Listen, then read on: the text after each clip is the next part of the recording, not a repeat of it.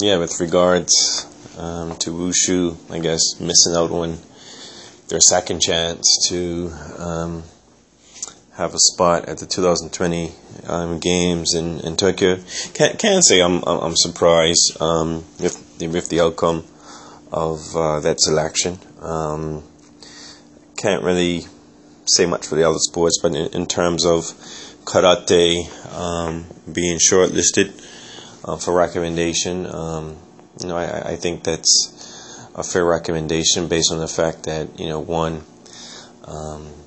karate is a Japanese sport, and it would be great to see a Japanese sport featured at the Tokyo Olympics. With regards to Wushu, I still think that as an international sport, we have a lot of work to do. One thing I know that has really tightened up over the past few years is the anti-doping.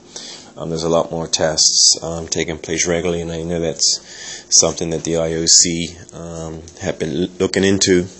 Also, something I would like to see is the presidency taken out of the hands of the Chinese.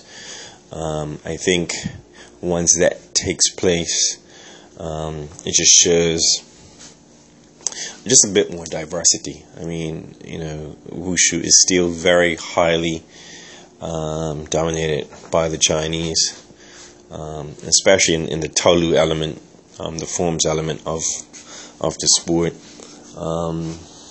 So I think by having the presidency in the hands of someone other than Chinese would just show a bit more diversity, and something that they've been trying to do is see the medals being shared out amongst the globe, and on the Taolu side especially, that's something that right now is not happening. So I think that's happening on the karate side.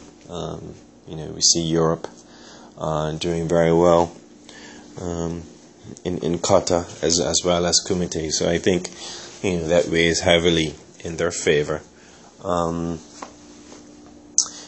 I mean, in terms of Bermuda being able to field a team, we'll have to see. I know that the karate national team has not sent a team overseas to compete since 2005. I'd like to see the Bermuda Martial Arts Federation be able to pull together a team, prior to the 2020 games to compete in the regional competitions such as the Pan Am Games. So we'll see. Disappointing for Wushu, and we still move ahead.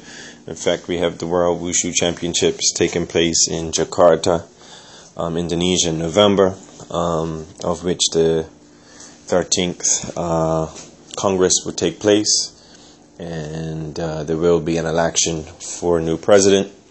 The current president, Yu Zai-ching, will be throwing his hat back into the race, and Glenn Smith, who is the president for the New Zealand Wushu Federation, and also the president of the regional federation in that area, will be bidding for a presidency. I've been impressed with his platform, so we'll have to see which way Bermuda is going to lean towards, but so far I'm very impressed with what he has put forth. All right, Pat, we got the news yesterday that the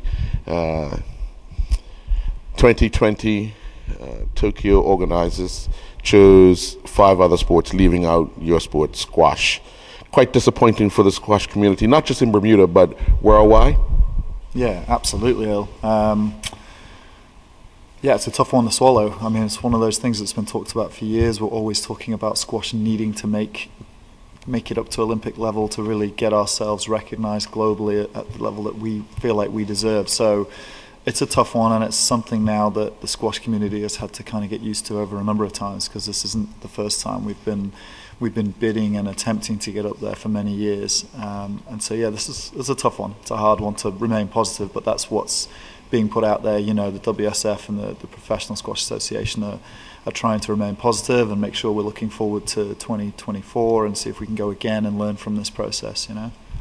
It must be disappointing for a person like yourself, who was once on the tour and seen that battle go, to and fro, and then once again be turned down?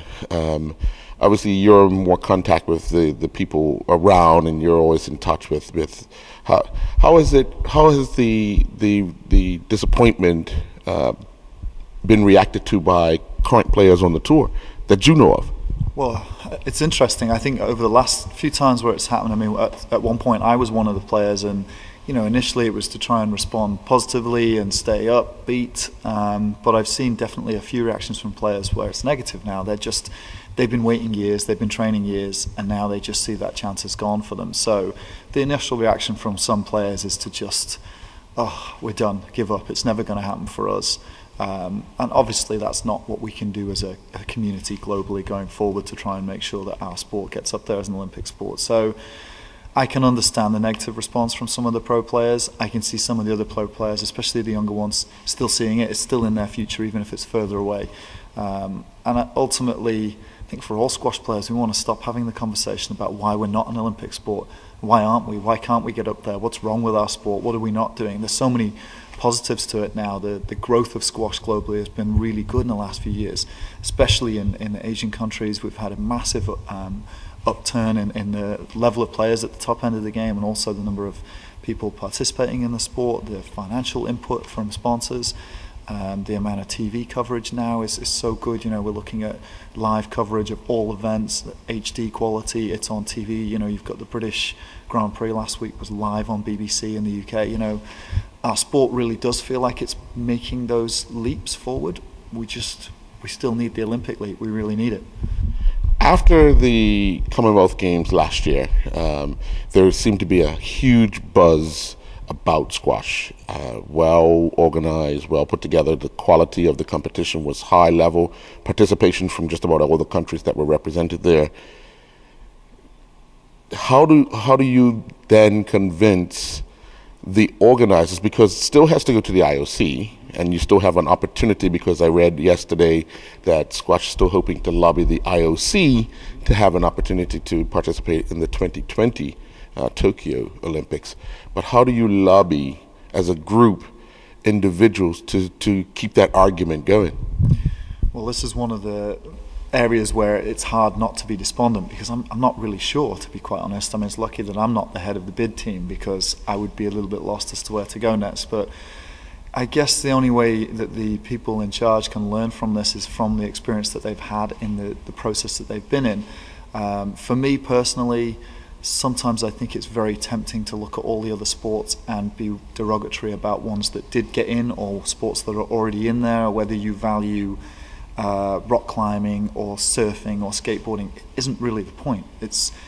I would like to see the IOC and the Olympics open to all sports and just include us all. I mean, realistically, everyone talks about squash has no money and not enough this, not enough that. We only need one court in one little space, and our draws to have the top 32 and top 32 men and women, 64 people, is not a big deal to Tokyo's budget and the organising committee there. So I would like to see them look at it from that point of view, that how much you can get in terms of, I guess, value for money. What you would get for putting squash in, and this little arena of squash that can be put in front of any building or put in front of the pyramids, and all these iconic places that squash has been played, could be an addition to the Olympics that would be really good. It would be an inexpensive, high value product that they could get quickly and get it going, and we're all desperate to play. So I want to always try and, where I can, not look at whether I like surfing or not. It's a great sport. Skateboarding is a great sport.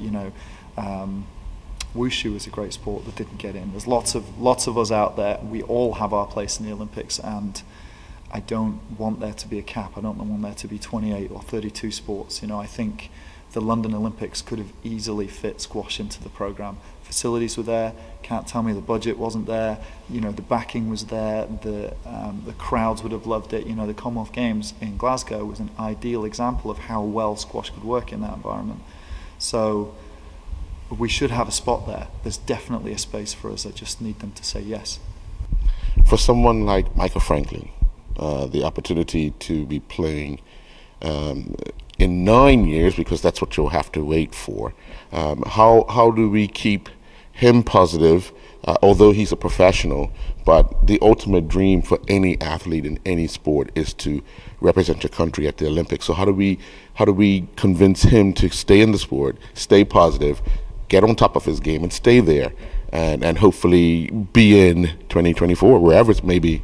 Well, Mike has just turned 23, so I guess 9 years from now he's going to be 31. You kind of think, well, for certain squash players, that's the peak. Like it may take him that long to really get to the higher echelons of the game.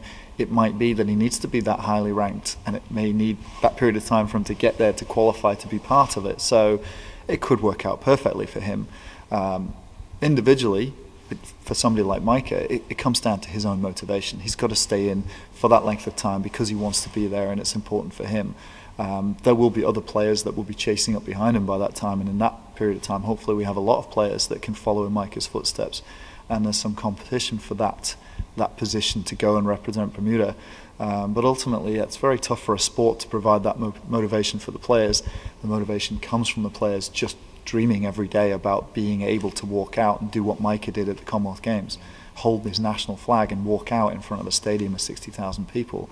Pretty sure he'll never forget that, and he'll probably be dreaming about the opportunity to do that again at the Olympics if he could. And that'll be the dream that he can tell other kids and everyone who's coming into our sport about what that feels like and how much that should mean to him. All right, well, hopefully next time around your sport can possibly be given the nod as to be the one going in. With our fingers crossed. You never know. There's always a late reprieve available somewhere. All right.